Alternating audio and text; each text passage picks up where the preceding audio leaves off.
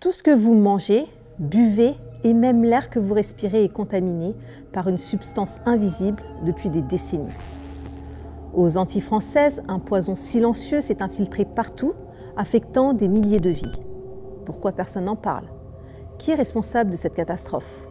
Aujourd'hui, nous plongeons dans l'un des plus grands scandales sanitaires de l'histoire.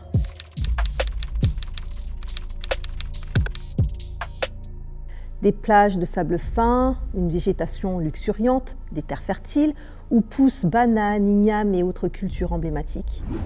Les Antilles françaises ont tout d'un paradis. Pourtant, derrière cette carte postale se cache une réalité bien plus sombre. Une pollution massive et silencieuse qui empoisonne l'environnement et la population depuis des décennies. Le coupable? La chlordécone, un pesticide ultra toxique utilisé entre 1972 et 1993 dans les bananeraies de Martinique et de Guadeloupe. Destinée à lutter contre le charançon, ce petit insecte du bananier, elle a été dispersée en quantité massive, sans réel contrôle, malgré les alertes scientifiques sur ses dangers.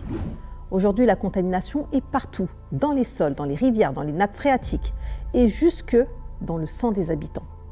Un scandale sanitaire et environnemental d'une ampleur sans précédent, dont les effets continuent de se faire sentir.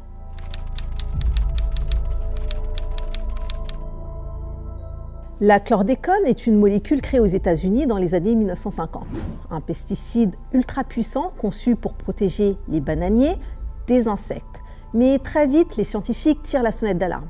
La chlordécone est toxique. Elle provoque des cancers, des troubles neurologiques et elle contamine l'environnement pendant des siècles.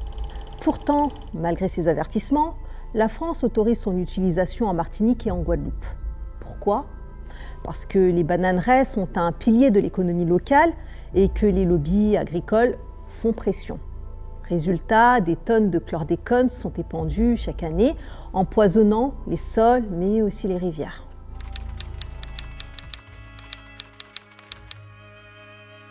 La chlordécone ne disparaît pas. Elle s'infiltre dans les sols, elle contamine les rivières et elle se répand dans la mer.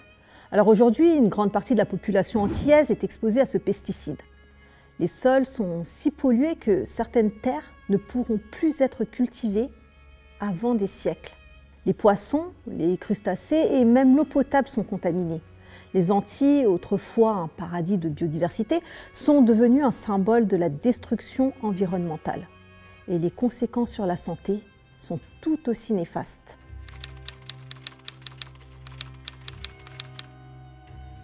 La chlordécone est un poison silencieux. Il s'accumule dans le corps, provoquant des cancers de la prostate, des troubles neurologiques et des problèmes de fertilité. En Martinique et en Guadeloupe, le taux de cancer de la prostate est l'un des plus élevés au monde. Les enfants ne sont pas épargnés.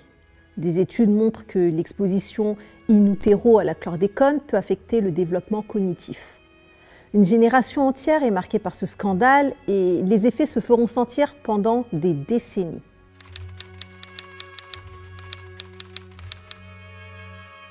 Comment en est-on arrivé là? Et pourquoi la France a-t-elle autorisé l'utilisation d'un produit aussi toxique alors que d'autres pays l'avaient interdit? Les réponses sont assez troublantes. Il y a des documents qui révèlent que les autorités savaient, dès les années 1970, que la chlordécone était dangereuse. Pourtant, elles ont laissé faire. Aujourd'hui, les Antillais réclament justice. Des procès sont en cours, mais les responsables tardent à être tenus pour compte. Et pendant ce temps, les populations locales continuent de souffrir, abandonnées face à une crise sanitaire et environnementale sans précédent.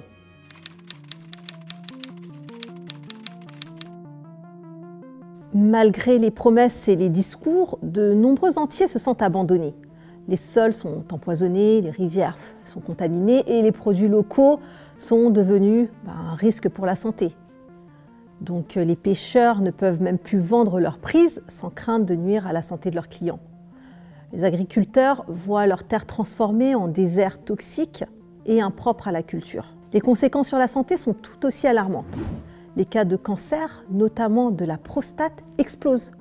Les enfants exposés dès le ventre de leur mère présentent des troubles du développement.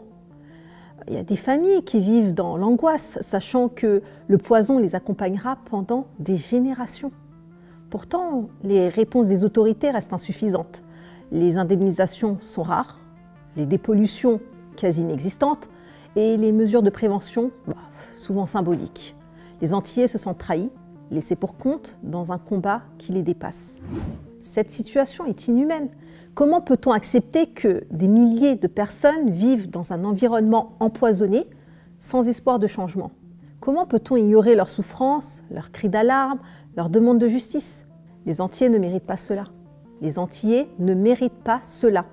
Il est temps de tirer la sonnette d'alarme, de dénoncer cette injustice et de se battre pour que la vérité éclate. Parce que derrière chaque chiffre, chaque étude, chaque rapport, il y a des vies brisées. Et ces vies méritent d'être reconnues, d'être protégées et d'être réparées.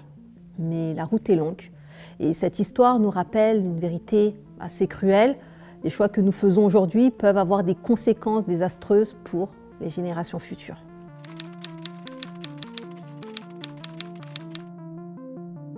Et vous, que pensez-vous de ce scandale? Pensez-vous que la justice sera rendue aux Antillais? Comment peut-on éviter de telles catastrophes à l'avenir? Je suis curieuse de savoir ce que vous en pensez en commentaire. Et si vous avez aimé cette vidéo, n'hésitez pas à liker, à partager et à vous abonner à la chaîne. On se retrouve très vite.